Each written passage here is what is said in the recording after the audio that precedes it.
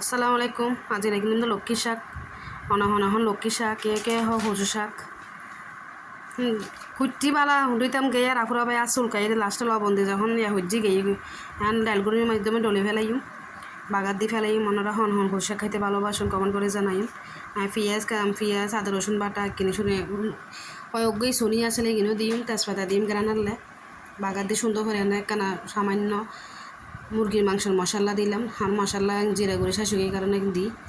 মজাই লাগে মতন আয় এরকম রান্ধি কয় একবার লক্ষ্মী শাক আমরা হন এরকম করে হাইন জানাইবেন ফু ফাটাইয়া বলে কথা আর ফুরো বাই ফুট শাকের অভাব নাই সিটিঙ্গ বা সাহজ্ঞ হদ না ফু বলে কুত্তর মতন লো হনাই বা শাকান জানান কমন করে জানাইবেন ফু দিয়ে বলে কথা সবাই ভালো থাকিবেন সুস্থ থাকবেন নাই হুজ শাকিন গুড়ি ফেলাইলাম গুড়ি তারপর রাঁধে ফেলাইলাম আপনারা এরকম করে হনকুচ শাক রাঁধন কমন হলে জানাইবেন এখন কিনে খাইছিলাম লাগা যায় গলা চুলকাইব আসলে এবো হাড়ে দিয়ে ফেলাইলাম কিন্তু মজাই